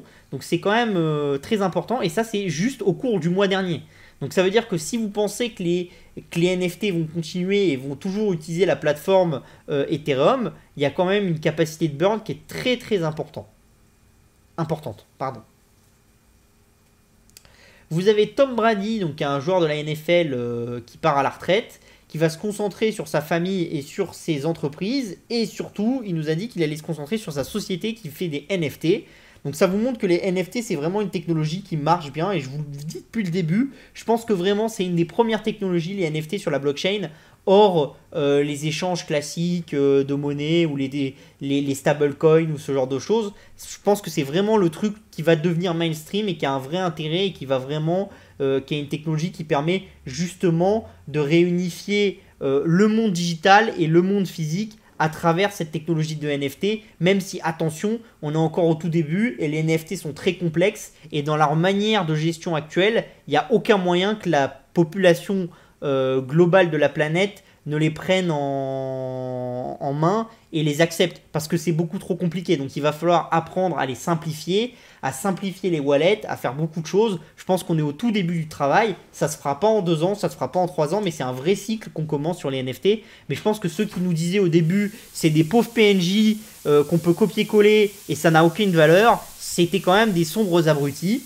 Maintenant on construit de vrais services dessus. Après vous avez Facebook qui vend Diem à la banque Silvergate pour 182 millions de dollars. Donc Silvergate veut créer un stablecoin autour de Diem et veut se lancer là-dedans. Donc ça vous montre aussi que les institutions financières aiment de plus en plus l'univers des cryptos. Silvergate, c'est toujours été une banque qui était très tech. Donc c'est normal que ça soit eux qui rachètent. Ça montre aussi que vous avez quand même une capacité de ces GAFAM de créer de la valeur. Parce que même s'ils ont sûrement investi beaucoup plus dans Diem que les 182 millions de dollars qu'ils vont réutiliser, même quand les GAFAM ils font des projets bancals qui ne veulent pas amener jusqu'au bout, ils arrivent à les vendre et à en retirer quelque chose. Alors que plein de fois, quand on lance une innovation, on lance un truc, on fait un truc, et puis au final, on se rend compte que ça ne marche pas, on le passe en perte et profit, et personne ne veut jamais nous le racheter. Donc voilà, on passe à l'hebdo du gaming. Donc on a les ventes de consoles, où en est-on? Donc là vous avez les ventes, donc c'est classique, c'est-à-dire on met tout le monde sur le même point de départ. C'est-à-dire quand vous avez les ventes là, vous avez les ventes à la première semaine de la sortie de la Switch, à la première semaine de la sortie de la PlayStation 5, à la première semaine de la sortie de la Xbox, ce genre de choses, voilà. Et vous voyez dans le temps les choses avancer et le nombre global de consoles vendues. Donc vous voyez quand même que la Nintendo est toujours assez forte, d'accord, même si La PlayStation 5 est depuis repassée devant. Donc sur la semaine, à partir de la semaine 55, 58, 61 et 64, la PlayStation fait mieux que la Nintendo en semaine de lancement, semaine plus 55, semaine plus 56, semaine plus 58 et tout ça. Vous voyez que structurellement, la courbe de la Xbox est un peu moins pentue que la courbe de la PlayStation. Donc ça vous montre un peu ce que je craignais pour Microsoft. C'est-à-dire que même si au début, la part de marché était meilleure pour Microsoft que sur la génération d'avant, on a tendance à revenir sur la part de marché de la génération d'avant, qu'on voit d'ailleurs juste ici. Donc vous voyez, au début, on avait 12,5 pour la PS5 et 8% pour la Xbox, d'accord? Alors que sur la génération d'avant, on était sur quelque chose de bien différent. Alors après, il faudrait prendre la Wii, et là, ils n'ont pas mis la Wii, donc c'est un peu plus compliqué de comprendre. Mais voilà, vous voyez surtout que la PS5 a commencé à reprendre de la part de marché. En 2022, elle est à 29% de part de marché, alors qu'en 2020, elle était à 12,5%. Et vous voyez que en concurrence, par contre, la Xbox, elle était à 8,6%. Ils sont montés à 19,9%, mais ils ne grimpent pas aussi vite que la PlayStation. Et Sony et Nintendo est descendu, mais ça c'est normal. Avant, Nintendo était le seul à vendre, et maintenant ils sont 3 à vendre, donc forcément. Et par contre, ce qu'on voit quand même qui est intéressant, c'est qu'au niveau des ventes lifetime, vous avez quand même Nintendo sur la génération qui fait 77% de part de marché, là où vous en avez que 9,1 pour Microsoft et 13,8 pour Sony. Après, on est toujours dans des ventes qui sont comprimées par les problématiques de puces. Donc voilà, mais on a quand même une très très bonne génération de consoles pour Nintendo avec des très bonnes ventes. Vous avez Sony qui casse sa tirelire pour acheter Bungie en répondant du coup au deal de Microsoft pour acheter Activision. Donc ils payent 3,6 milliards, donc c'est quand même quelque chose de très important. Quand on met en parallèle par rapport à la taille par exemple de Ubisoft ou de ce genre de choses, c'est des choses qui sont importantes. C'est intéressant aussi, pourquoi? Parce que Bungie, ça faisait des années qu'ils ne voulaient pas se vendre, et là depuis cette année ils ont eu des soucis en interne de gestion RH avec les mêmes problématiques qu'Activision, les mêmes problématiques qu'Ubisoft. Donc ça vous montre bien que ces problématiques de RH, c'est sectoriel entre guillemets. La plupart des acteurs de ce secteur ont des problématiques de mauvais management, de ce genre de choses. Donc c'est une bonne et une mauvaise chose. C'est une mauvaise chose parce que globalement dans le secteur il se passe des choses qui sont pas bien. C'est une bonne chose pour nous en tant qu'investisseurs parce que ça veut dire que c'est pas parce que dans votre société il y a des problèmes que c'est parce que votre société est mal gérée. C'est parce que structurellement, le marché du jeu vidéo est un marché où il y a de la pression, où il y a ce genre de choses et où il y a des abus. Au même titre que dans le marché du cinéma, c'est un marché dans lequel il y a de la pression et il y a des abus. Il y a eu énormément d'abus sexuels dans le marché du cinéma, bah, c'est comme ça, on essaye de lutter contre maintenant et c'est très bien. Mais entre guillemets, voilà, vous ne trouverez pas un éditeur de jeux vidéo qui est parfait.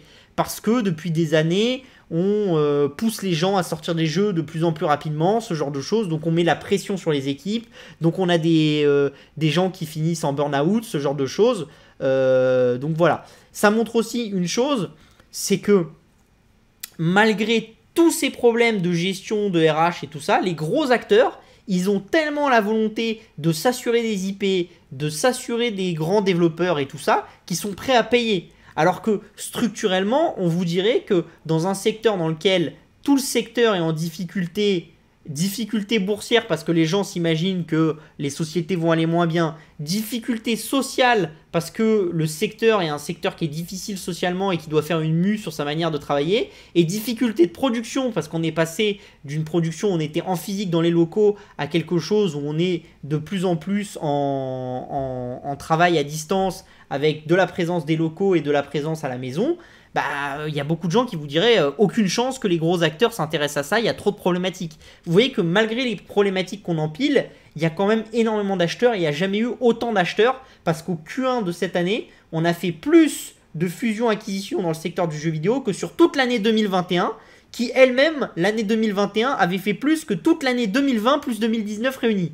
Donc ça vous montre bien qu'on est dans un méga secteur et que le moindre acteur qui a une vraie innovation, qui a une vraie part de marché dans le secteur du gaming, eh ben, il va valoir très très cher parce que les gens ils ont besoin de se concentrer et il va y avoir un tout petit nombre de gros acteurs qui vont avoir une grosse part de marché et qui vont capter la grosse valeur du gaming à 5-10 ans, sachant qu'en plus, comme je vous l'ai déjà expliqué, qu'est-ce qui fait l'intérêt de ces gros acteurs pour le gaming? C'est que c'est la seule industrie culturelle dans laquelle vous avez encore des générations à convertir. C'est-à-dire la musique, la série, le film, les gens ils sont convertis. Nos grands-parents, regardez, ils allaient au cinéma. Nos parents ils vont au cinéma, vous allez au cinéma, nos enfants ils iront au cinéma. La musique, on écoute de la musique, nos parents ils écoutaient de la musique. La manière de consommer a changé. Mais le fait qu'on consommait ce produit, il était là. Alors que le jeu vidéo, nos grands-parents ne consomment pas de jeux vidéo. Vous en avez quelques-uns, mais la plupart, ils ne consomment pas de jeux de vidéo. Et même dans la génération juste au-dessus de la mienne, c'est-à-dire mes parents, bah vous en avez beaucoup qui ne consomment pas de jeux vidéo. Donc vous voyez que ma génération va devenir parent et on va continuer à consommer des jeux vidéo. Donc on a encore 2 générations à convertir. Donc ça fait que le TAM, c'est-à-dire le Total Addressable Market, le marché total adressable, il va progresser de manière considérable. Et vous êtes donc dans la seule activité culturelle où c'est le cas. C'est la seule. Donc forcément, ça attire les appétits des géants parce que vous voyez bien qu'il y a une possibilité de créer des titans à très long terme.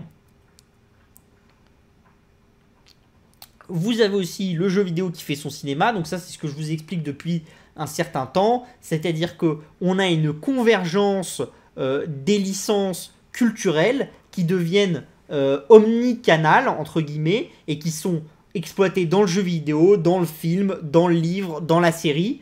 Et donc forcément, ça veut dire que ceux qui détiennent des IP exclusives, qui ont inventé des histoires, et ben ces histoires, elles ont plus de valeur parce qu'avant, là où on les exploitait par exemple que dans les films, que dans les séries, que dans les jeux vidéo ou que dans les bouquins, ben maintenant on les exploite partout. Et là où pendant très longtemps, on avait une vision de on crée des films, on en crée des bouquins, on crée des films et on crée des séries. Et il y avait une exploitation du monde du cinéma et de l'industrie culturelle comme ça. Et à côté, il y avait le secteur du jeu vidéo. Maintenant, on remet le secteur du jeu vidéo avec les autres et il y a une vraie exploitation. Donc c'est une exploitation qui s'est faite avec le temps. Pourquoi? Parce que les premiers jeux qui ont été adaptés en film ont plutôt été généralement des échecs. C'est-à-dire vous prenez des choses comme Halo qui a été adapté en film, ça a été un peu un échec. Vous prenez Assassin's Creed, ça a été un peu un échec. Vous prenez Lara Croft, il y en a beaucoup qui ont été un peu des échecs et tout ça. Et là on commence à voir des choses qui réussissent plus. Alors ce qui a donné envie au secteur, c'est vraiment la réussite colossale et l'aspect création de valeur du partenariat entre CD Projekt Red et Netflix autour de la licence de la licence The Witcher. Et là, on voit qu'il y a 2 licences qui sont annoncées du coup pour la télé. C'est Alice in the Borderlands, qui est un peu plus agressif que la version base du livre, hein, c'est plus sombre. Et il y a un autre jeu qui est un jeu d'IA qui s'appelle It Take Two, qui est un jeu où on se balade à plusieurs. Et donc ça, c'est des jeux qui vont être adaptés. Ce qui est intéressant aussi, c'est qu'on voit que cette année, il y a aussi 2 gros blockbusters qui vont sortir. La série Halo qui va sortir à la fin du mois sur Paramount Plus et qui va être mis en avant très fortement par Paramount Plus pour driver des abonnements à l'international. Et ça va être intéressant parce que Paramount Plus est un service qui est plutôt présent très fortement aux États-Unis, mais assez peu à l'international. Et la vision, la discussion du management, c'est quoi? C'est de dire qu'à travers cette licence d'Halo, ils vont avoir une capacité de se projeter très efficacement à l'international parce qu'Halo est connu partout. Et parce qu'il y a plus de 22 millions de personnes qui ont joué au dernier Halo récemment. Donc 22 millions de personnes, pour vous donner une idée, c'est un tiers de la France. Donc on commence à être sur des choses qui sont très très importantes. Et vous avez un autre film qui s'appelle Borderlands, qui est issu du jeu et qui sortira en film cette année. Donc ça c'est pareil, c'est quelque chose qu'il faudra voir pour voir si c'est une réussite ou pas. Parce que si c'est une réussite, ça peut vraiment driver quelque chose pour toute l'industrie du jeu vidéo. Vous avez aussi le dernier Pokémon qui fait grand débat. Hein. Est-ce que c'est un bon Pokémon? Est-ce que c'est un mauvais Pokémon? Ce genre de choses. On va pas rentrer dans le débat des gamers parce que nous, ça nous intéresse pas. Effectivement, je pense que ce Pokémon montre une problématique de chez Nintendo, c'est-à-dire ils ont du mal à faire des mondes ouverts. Donc ça vous montre aussi la valeur d'un studio comme Ubisoft qui s'est spécialisé dans la création de mondes ouverts. C'est pas si facile de faire des mondes ouverts et c'est une vraie compétence qu'a Ubisoft, même si on leur crache très souvent dessus en disant qu'il y a des bugs, ceci, cela. Créer un beau jeu monde ouvert, c'est pas si facile. Et je pense que l'autre truc que ça montre aussi, c'est les limites de la Switch actuellement par rapport aux nouvelles consoles. Donc il va falloir que Nintendo nous montre quelque chose pour passer outre. Alors soit qu'ils repassent sur des jeux vraiment style Mario sur lesquels ils vont pas chercher à faire du monde ouvert avec énormément de choses dans le monde et à calculer énormément de choses. Donc ça c'est pas un problème, la console sera capable de s'adapter à ça. Soit il va falloir qu'ils montent en puissance la console et donc il va falloir soit qu'ils passent sur une nouvelle génération, soit qu'ils ajoutent des choses, des modèles par exemple qui permettront de générer, de faire une partie, d'émuler une partie de la console dans le cloud pour booster les performances de la console, ce genre de choses. Mais en attendant, Pokémon Legends Arceus fait le meilleur lancement en boîte en Angleterre de toutes les licences Pokémon qui ont été vendues actuellement. Donc ça va quand même être une très très bonne vente. Ça montre vraiment aussi la puissance de la licence et le fait que malgré les polémiques et tout ça, le jeu se vend excessivement bien. Vous avez aussi la FTC qui se penche sur le rachat d'Activision. Donc ça c'est une mauvaise nouvelle pour Microsoft. Pourquoi ? Parce que la FTC elle est plus agressive et plus stricte que le département of Justice. Donc la FTC c'est par exemple elle qui a fait échouer, enfin qui est en train de faire échouer le deal Nvidia ARM. Donc le fait que la FTC se soit saisie du rachat d'Activision par Microsoft est une mauvaise nouvelle. La plupart des acteurs étaient d'accord pour dire que si c'était géré par le DOJ, c'était plus intéressant pour Microsoft et il y a plus de chances que ça réussisse. Après, attention, on est toujours sur une vision que ce deal va aller jusqu'au bout. Par contre, on met en équation beaucoup plus le fait que Microsoft va avoir de gros efforts à faire, le fait que Microsoft va devoir continuer à proposer les jeux d'Activision sur les plateformes de leurs concurrents, c'est-à-dire Nintendo et Sony, et le fait que sûrement Microsoft va être obligé de céder certaines licences à des concurrents. Donc ça, c'est des choses qui sont importantes. Au niveau du Parlons Gaming de cette semaine, vous avez Team 17 qui abandonne son projet NFT lié à la licence Worm. Voilà, donc ça vous montre encore toujours la difficulté d'intégrer les NFT dans l'univers du gaming. Ça a beaucoup de valeur, ça a beaucoup d'importance, mais on a toujours du mal à le faire. Vous avez Ubisoft qui restructure sa division e-sport pour la centraliser autour d'une personne et pour essayer de créer des événements avec plus d'impact, avec plus de visibilité et avec des cash prize plus importants. Donc ça c'est intéressant. Vous avez aussi un autre point qui est intéressant, c'est que vous avez le New York Times qui investit dans le rachat de Wordle, qui est un petit jeu en ligne de jeux de mots gratuit.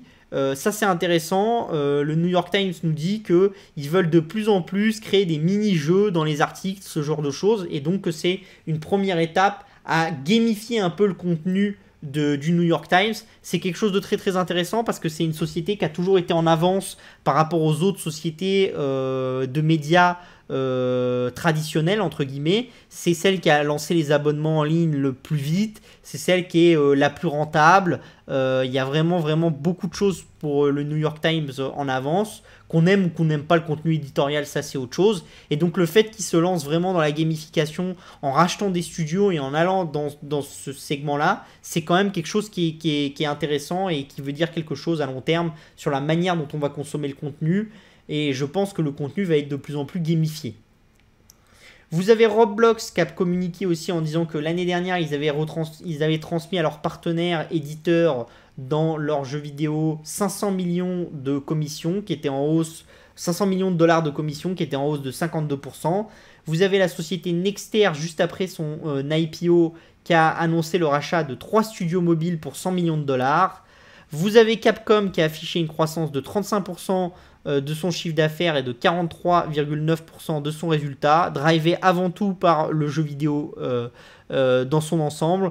Toutes les business units ont contribué, le jeu vidéo mobile, le PC et les consoles.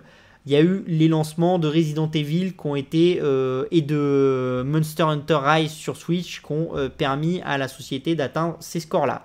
Vous avez la plateforme Epic Games qui annonce des ventes de 840 millions de dollars en hausse de 20%, un nombre d'utilisateurs de 31 millions de dollars. Donc la monétisation par utilisateur est excessivement faible.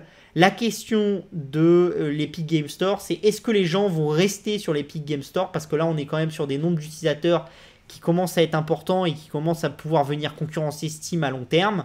La question c'est est-ce que les gens viennent sur l'Epic Game Store pour avoir le jeu gratuit tous les mois et entre guillemets Epic met de l'argent dans la machine mais n'en retirera jamais rien, ou est-ce qu'en donnant autant aux gens il va commencer à avoir une traction avec des gens qui vont moins acheter sur Steam et plus sur l'Epic Game Store. Ça vous montre quand même que l'installation d'une plateforme, la concurrence d'une plateforme préétablie, c'est quand même un business qui coûte excessivement cher. Ils en sont sur plus de 2,5 milliards dépensés sur l'Epic Game Store pour arriver à ce point-là. Et en ayant dépensé 2,5 milliards, ils ont certes attiré 31 millions d'utilisateurs, mais ils font que 840 millions de chiffre d'affaires, dont une grande partie qui est fait avec leur propre jeu. Donc voilà, et après on a l'hebdo des marchés. Donc là on va parler un petit peu de construction des marchés. Vous voyez ici c'est les options, d'accord. Et ce qu'on voit c'est que c'était assez stable des années 2000 à 2017 entre guillemets. Alors il y a des années où c'est un peu plus fort, d'accord. Donc vous avez des années avant la crise, il y a une petite spéculation avec beaucoup de gens qui achètent des calls, donc des options à la hausse. Vous voyez qu'après, on a un peu de spéculation en 2012 aussi. On en a beaucoup en 2018, puis après, ça se stabilise. Et par contre, en 2020, on a une explosion parabolique. Donc, tous les actionnaires, les petits actionnaires, ils achètent des options call, d'accord. Et ils déstructurent complètement le marché parce qu'on est à plus de 44,4 milliards de valeur d'options call achetées dans le marché. Donc ça, c'est considérable. Et vous allez voir, il se passe la même chose dans le sens inverse. C'est-à-dire que là, on a les options put dans le marché. Donc vous voyez que les gens en achètent pas mal au début de la crise. Puis ça descend très fortement parce que les marchés montent. Et là, on se retrouve avec des niveaux d'achat qui sont considérables.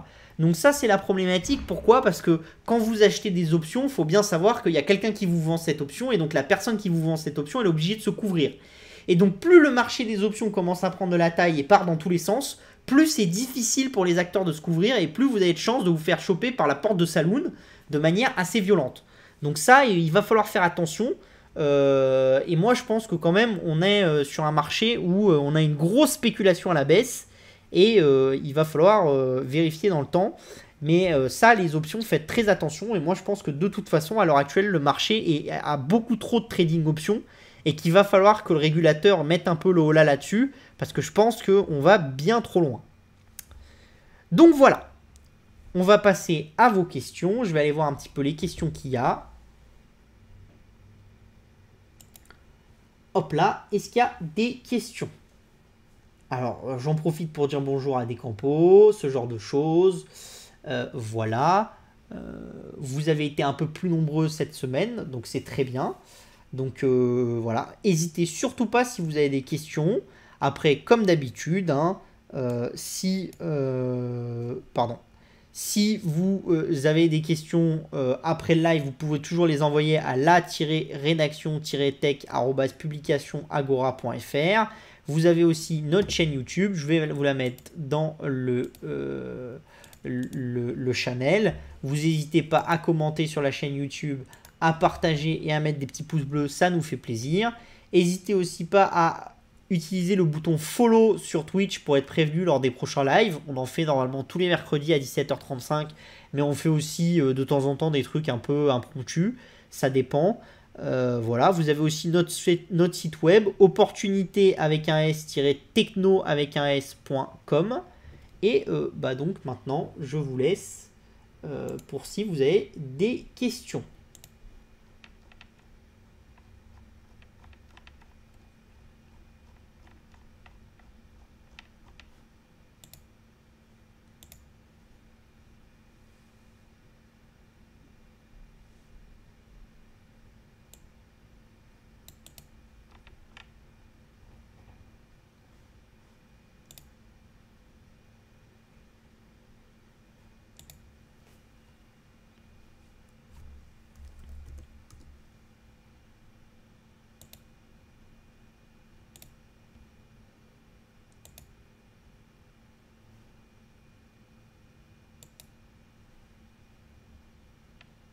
Eh ben, merci FabDead2, je suis très content, hein. Surtout, n'hésitez pas si vous avez des sujets qui vous intéressent, qu'on n'a pas abordés, hein.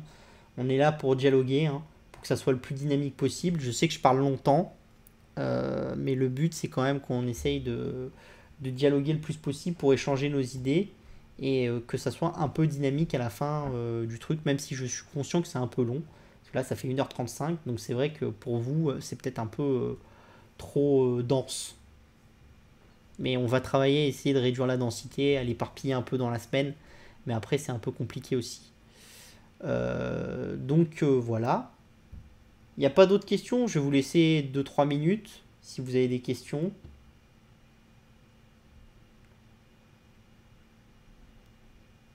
Ah bah Guy Pfeiffer, c'est pas un souci. Tu vas sur notre chaîne YouTube. On a mis le lien juste en haut.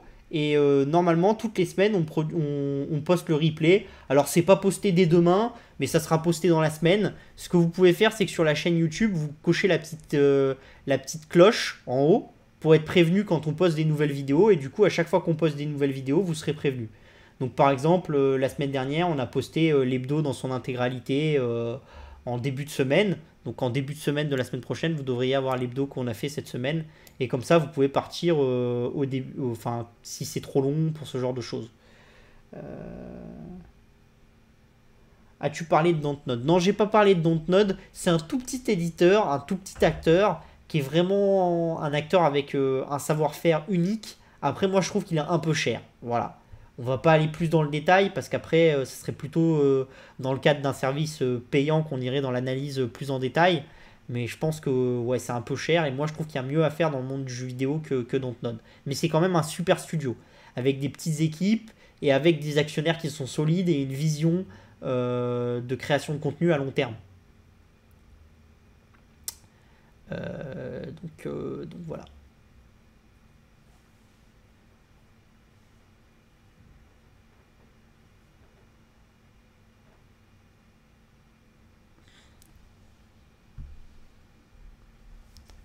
Et pareil, hein, on a sorti l'Elephant Investing Club. Donc pour ceux que ça intéresse, qui veulent s'abonner, n'hésitez pas à m'envoyer un petit message. Pour le moment, c'est réservé aux clients NTF. Après, si vous n'êtes pas les clients NTF ou si vous n'avez pas reçu de mail pour vous proposer l'abonnement, vous n'hésitez pas à m'envoyer un petit message et je vous enverrai un lien d'abonnement. Et comme ça, si ça vous intéresse, la nouvelle formule, vous pourrez la prendre. Voilà.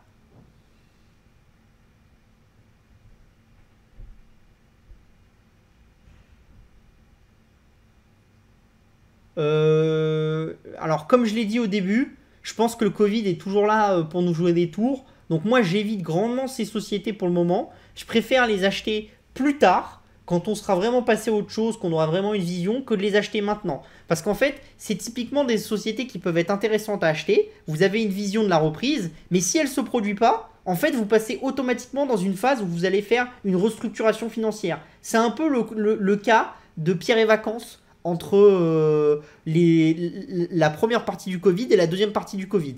Première partie du Covid, Pierre et Vacances se cassent la figure. Ils vont jusqu'à 6 euros l'action, quelque chose comme ça. L'été se passe, les choses se réouvrent, tout le monde dit c'est le moment de l'après-Covid, le ciel va être bleu, tout le monde va vouloir aller en vacances, donc tout le monde va aller partout en vacances. Pierre et Vacances, il faut en acheter. Moi j'avais dit attention parce que si la crise repart, c'est directement direction la recapitalisation et ça va faire très très mal. Et c'est ce qui s'est passé. Et comme moi je suis un actionnaire de long terme, j'évite de faire des tradings à 2 ou 3 mois, hein, qui peuvent peut-être être intéressants quand on anticipe du flux.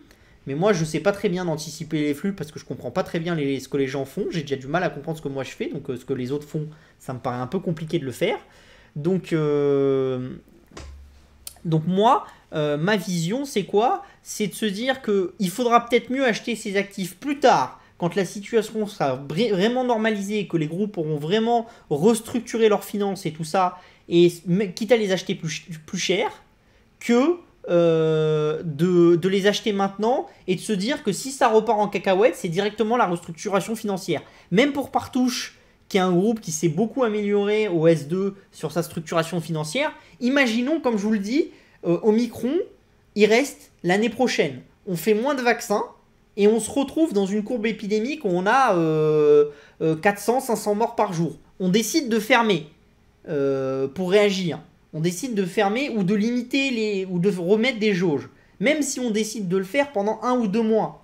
Ça peut complètement changer la valorisation du groupe Partouche et donc il n'y a pas de prédictibilité à long terme. Et comme moi je suis un investisseur de long terme, les boîtes qui n'ont pas de prédictibilité à long terme, j'essaye de les éviter. Sauf si vraiment on parie tout en bas du cycle sur une recovery ou ce genre de choses. Mais sur des actifs aussi chers, j'ai quand même du mal à le faire.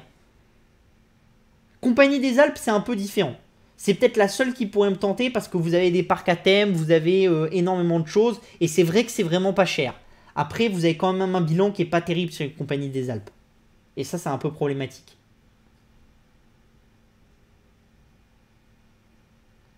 Est-ce que c'est toute la question qu'il y avait ou est-ce qu'il y a d'autres questions? Et quelle heure? Je vous laisse encore 1 minute. Et